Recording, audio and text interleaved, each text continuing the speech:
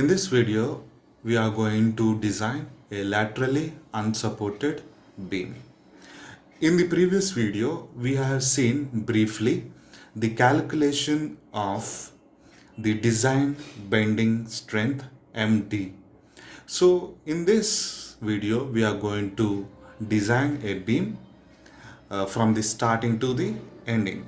So as you can see in this question, a proposed cantilever beam is built into a concrete wall. So this is how it is. This is a concrete wall and this is a cantilever beam. So it is one end fixed, other end free. And it supports a dead load of 20 and a live load of 10. So the load is given as UDL. So there is a load of 20 kilonewton per meter and there is also a load of 10 kilonewton per meter over its entire span, and the length of the beam is 5 meter. Select an available section with necessary checks. So he is asking you to choose a proper section to carry these loads under this condition, and also check for deflection, buckling, crippling and bending, also shear. So assume the bearing length of the plate is 100. Okay, let me start with the first step. Step 1. So we need to start with the calculation of loads. So we know that as it is given in this question, in the step 1, dead load is 20, live load is 10. Of course, we need to know what is the factored load in order to design the beam. So multiply it 1.5 and you are going to get 30 and 15. So total would be 45 kilonewton per meter. So this is the total factored load acting on the beam. So now you need to find out what is the maximum shear force and what is the maximum bending moment due to this load. So you know, if this is a cantilever beam, the maximum bending moment would be W into L by 2. Okay, maximum bending moment is equals to W into L is the load which acts at a distance here. This is L by 2, right? So you get WL square by 2. And shear force in case of cantilever would be at the support. At the support, what is the shear force? W into L is the maximum shear force. Okay, the reaction at the support would be the shear force in this cantilever beam. So now you know what is the maximum bending moment and what is the maximum shear force that is being developed inside this beam. So now you have to choose a section, you have to choose a beam in such a way that that section is able to bear this bending moment and shear force. It is able to carry this, able to resist this bending moment and shear force. So you have to choose a proper section from the code. So when you are trying to choose a section, the important parameter is the plastic section modulus ZP. And so that is what we are going to calculate in this step. So ZP is given from this equation. What is that? M is equals to F by ZP by gamma M0. So now ZP would be this, M into gamma M0 by Fy. So what is M?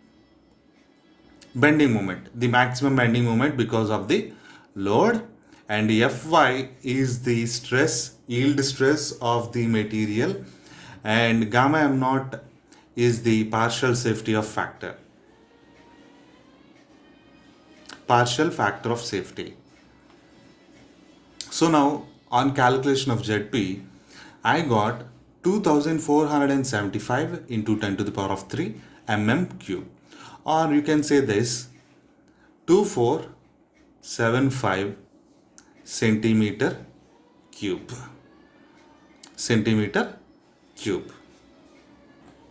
So now we know that this laterally unsupported beam is going to buckle due to torsion in the lateral direction.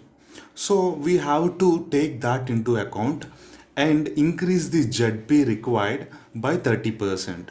So now multiply the ZP obtained above with 1.3. You get 3217.5 into 10 to the power of 3 or 3217 centimeter cube. So this is the section modulus, plastic section modulus that a section 2 should have. So నేను చూస్ చేసుకునే సెక్షన్కి ZP అనేది 3217 or greater than this ఉండాలి.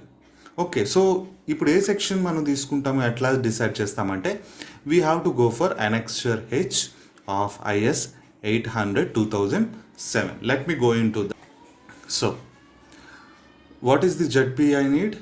3217 centimeter cube. So let's see the plastic modulus over here. 3217. So you can see this is 306629 centimeter cube and the next 3217 కంటే ఎక్కువ ఉండాలి కాబట్టి ఏం తీసుకోవాలి? This is the section. So I can go for ISMB 600. Okay. But as you can see here, we can also go for this second section also, that is ISWB 600. Okay. So what is the difference between ISWB and ISMB is ISMB is the medium weight beam and ISWB is the wide flange beam. So whenever you choose a section, we would always give preference to the wide flange beams. So why I am going to give preference to wide flange beams? I have discussed about this in the previous videos and I told you that the mass of the section should be as far away from the neutral axis of the I section or the section of the beam to increase its moment carrying capacity. So in this way we are saying wide flange. So when the flange is wide, okay, more mass is located away from the neutral axis. Okay, even the overall depth is same 600 and 600, the flange width is very different. See here 250 and 110. I would prefer a flange whose width is higher. Okay, see, thickness of the flange is not of much difference, but flange, of course, you are going to see a bit in thickness of the web.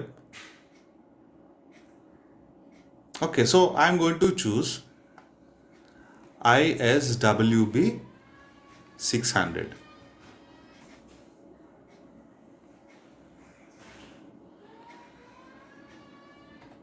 So now I have chose HX section.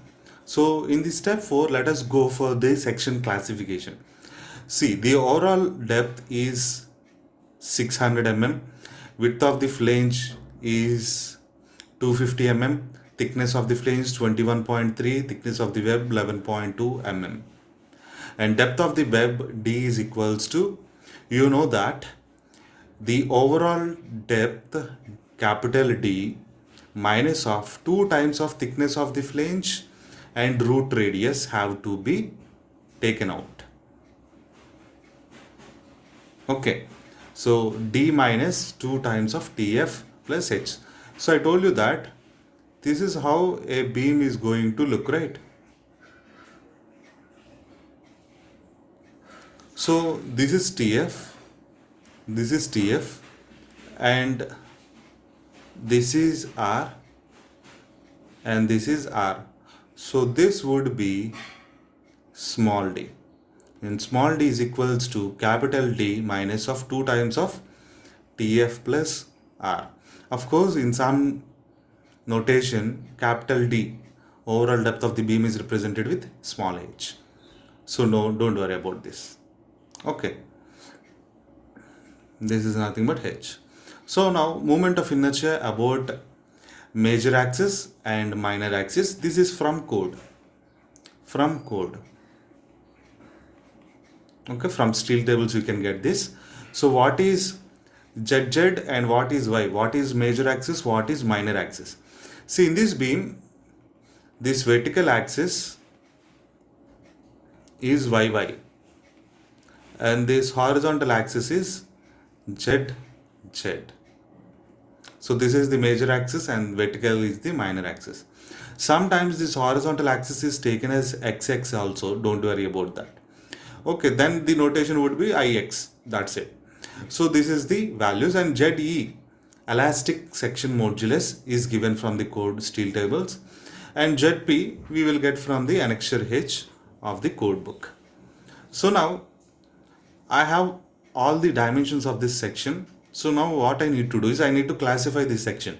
Is it plastic, semi-compact or compact or slender? So let me go into that. So we know that B by TF and D by TW are the two values that have to be checked from the code book. So as you can see, for rolled section B by TF, if B by TF is less than 9.4 epsilon, it is plastic. If it is less than 10.5 epsilon, it is compact. If it is less than 15.7 epsilon, it is semi-compact.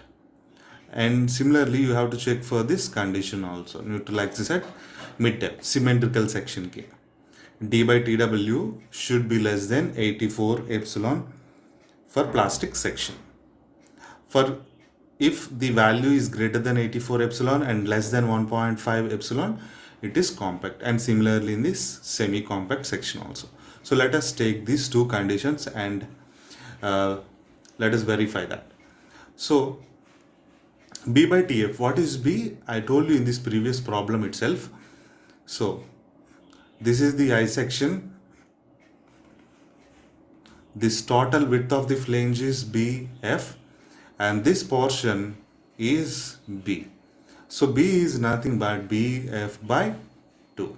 So B is equals to BF by 2 divided by TF will give you 5.86. So here epsilon is equals to 1 because epsilon is equals to root over 250 by Fy. So the Young's modulus, the yield stress in this problem given is 250. So 250 by 250 is 1 and root over 1 is 1. So epsilon is 1. Therefore, this is nothing but 9.4 and this is nothing but 83.9. So it is less than both these values. So you can say this section is plastic. So now according to this section classification, the remaining process is being continued. Okay, so now you know this section is plastic. So design this section as plastic. So now we have to calculate one important parameter. We have to calculate the design bending strength MD. Okay, but in the calculation of MD, you will come across calculation of MCR. MD calculate చేయాలంటే MCR అనేది కూడా నాకు కావాల్సి ఉంటుంది. Lateral torsional buckling movement అనేది.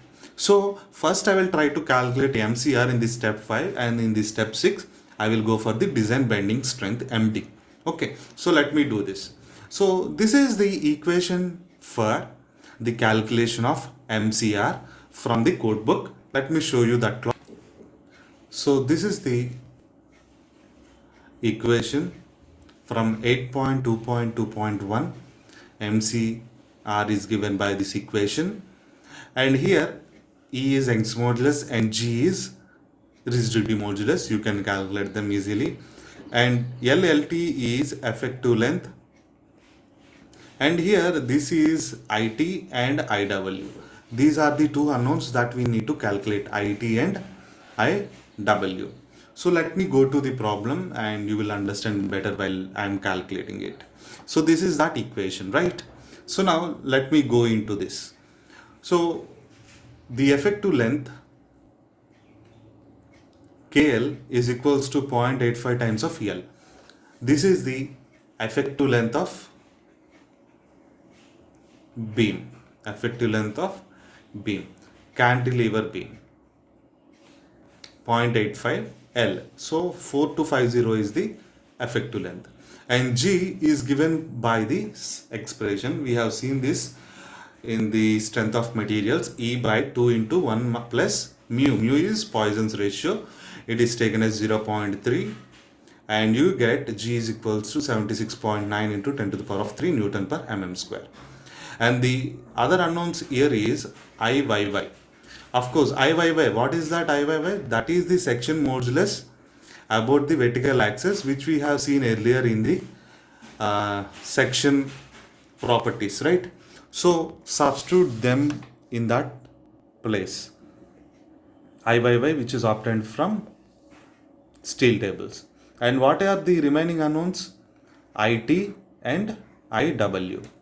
Right. So Iw is the wrapping coefficient and It is the torsional coefficient. So It is given by sigma Bi cube by 3. And on expansion, this is the equation, and substitute the values accordingly, and you will get It as 1.88 into 10 to the power of 6 Newton per mm square. So now Iw, wrapping coefficient, is given by 1 minus beta f into beta f I by h f square. So what is beta f? So beta f is nothing but the ratio of the moment of inertia of the compression flange divided by moment of inertia of compression and tension flange. So if you see, the moment of inertia of compression flange and tension flange is going to be same. Therefore, you can write this beta f is equals to Ifc by 2 Ifc. So on cancellation, 1 by 2 is equals to 0.5. And what is Iy? That is the moment of inertia of the I section about the vertical axis, minor axis. And what is hf? Hf is the distance between the two center to center distance of the flanges, something like this. So these are the two flanges, and this is what we call as hf. So hf is equals to overall depth d minus of tf. Okay, overall depth is 600 and tf is something like 21.3. So you will get 578.7 as hf. And okay, this is beta f, and this is Iy. So on substitution, Iw, wrapping constant is this. So substitute them and you get MCR is equals to 1719 kilonewton meter. So now let me go into this. Step 6, calculation of moment carrying capacity of the section, that is MD. So in this calculation of MD, MCR is required, therefore we have calculated that initially. So in this case, this is the expression for MD according to this code book. As you can see in this clause 822, laterally unsupported beam, the design bending strength of a laterally unsupported beam is MD equals to beta B ZP FBD. So now according to that equation, beta B is equals to 1 for beta B is equals to 1 for plastic and compact section. We have classified the section as plastic, therefore beta B is 1. ZP section, plastic section modulus, we know that already. And the other important unknown is FBD, that is what I don't know.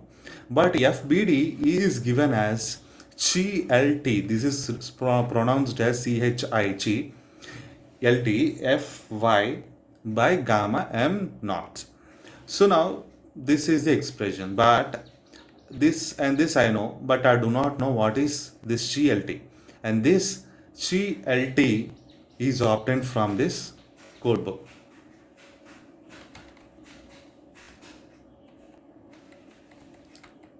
So GLT is given from this equation, which is 1 divided by phi LT plus phi square LT minus lambda square LT whole power 1.5, n should be less than 1.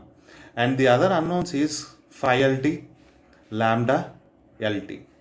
And phi LT is given by this equation in which alpha LT, lambda LT are unknowns. Therefore, first and lambda LT is given by this expression where it is equals to root over beta b ZP F by MCR. So that is why I calculated MCR at the beginning itself. So now what you need to know is you need to calculate MCR, and next you need to know what is lambda LT. From lambda LT tarvata alpha LT, and based on this calculate what is phi LT, and from this phi LT and lambda LT calculate this chi LT. So this is the order of calculation. So I have calculated them accordingly here. Phi LT, alpha LT value, and remember, when the thickness of the flange is greater than 20, in these calculations of lambda LT, it is Fy is taken as 240 Newton per mm square. Okay. So now GLT is obtained and FBD is also obtained from the equation. So now let us calculate MD is equals to beta B ZP FBD.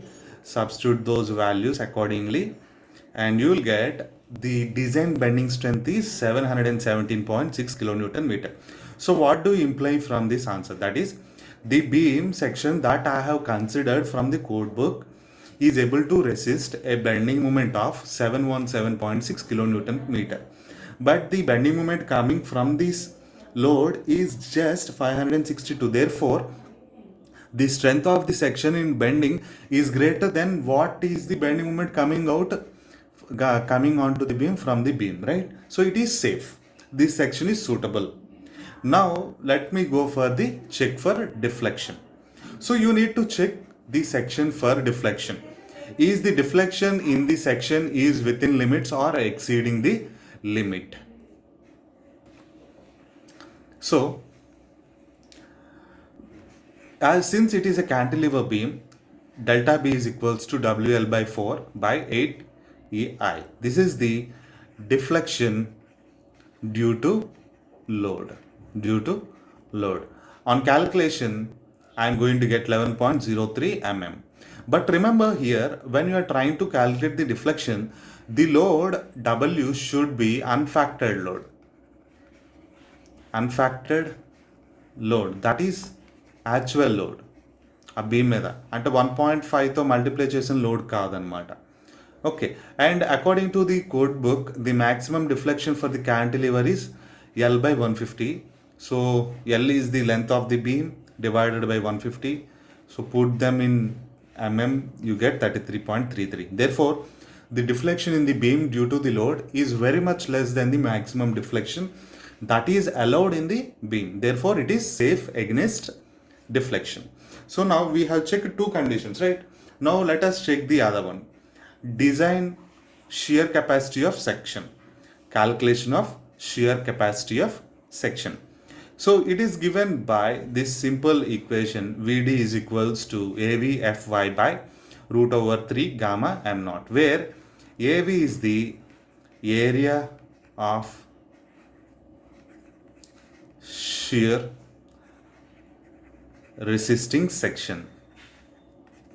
Okay, so on calculation, AV is equals to shear area, which is D into TW, this shaded portion here, and on calculation it would be this something like this, 600 into 11.2. just substitute them directly in this VD, and VD is equals to 881.7 kilonewton. So we know that the shear force that is acting on the beam because of the load is maximum shear force is 225 kilonewton. But when we calculated the design shear strength, it is 881. That is, the strength of the beam in shear is very much high. Okay, and moreover, it is greater than 0.6 times of VD. So now it is safe against in bending, in deflection, and in shear force. Now let me check other two conditions, that is web buckling and web crippling. Okay. So FWB is given by this equation and B1 TW FCD. This FWB is nothing but the strength of the web in buckling, because the web is the part of the beam that is going to buckle and fail. So that is what we are checking. So we are trying to find out what is the strength of the web against buckling at support.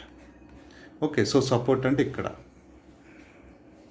So ఇక్కడ చూస్తే B1 అంటే ఏంటంటే B plus N1. B plus N1. B1 is B plus N1, where N1 is equals to 2.5 times of TF plus R. So you can just calculate the B1. See, as I did here, B1 is equals to B plus N1, where N1 is equals to D by 2.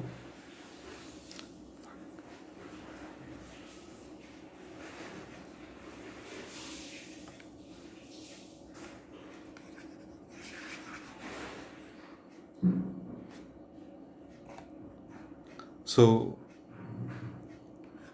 B1 is equals to B plus N1, we have seen here, and N1 is equals to D by 2, that is 300, and therefore B1 is equals to 100 plus 300, which is 400 mm. So substitute that value and TW and FCD. And FCD is obtained from table 9C, and you need two things here. So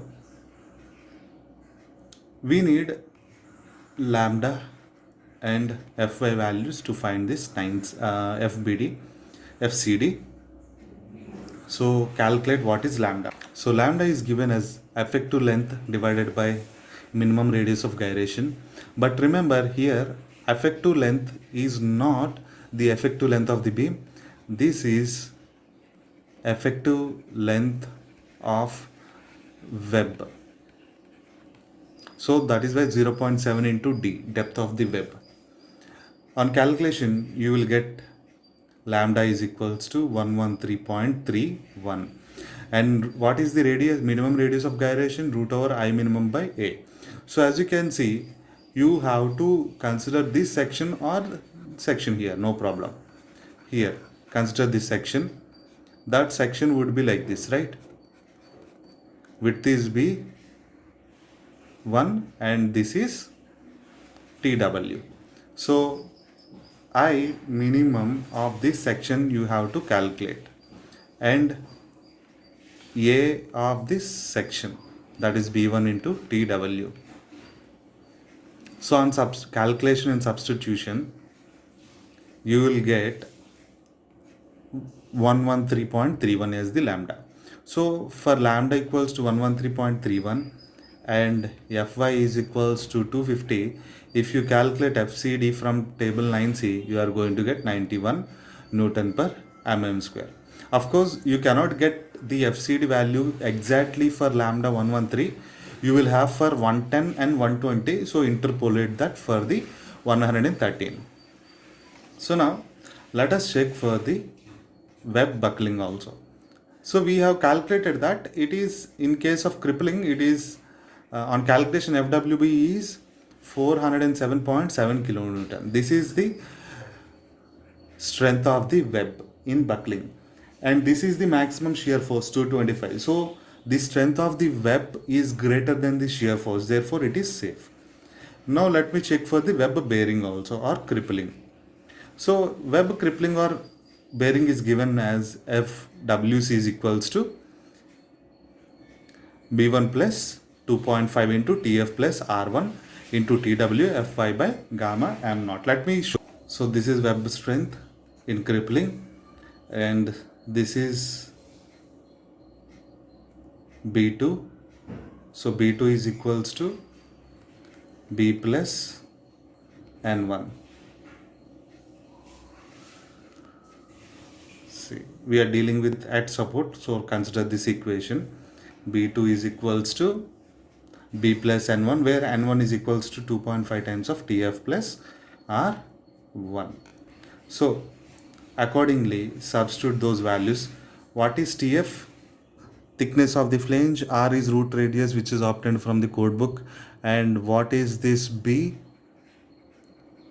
What is this B here? This B is bearing length, which is given in the question. Okay, remember that this B plus 2.5 into TF plus R is what we call as B1 in this figure. Sorry, B2 in this figure. This B2. Right? B2. So now, on substitution, FW is 498.27 kilonewton. So we know that the shear force that is coming onto the beam is 225 kilonewton. And since the strength of the web is greater than the shear force in crippling, the section is safe. It is not going to fail with web buckling. So the design procedure is same for laterally supported and unsupported beams, right? Each and every step is same. You can follow this same step sequence. And the only difference that you have seen is in the calculation of bending strength or moment carrying capacity, MD. Okay, and there is no difference in any other things. Okay, right.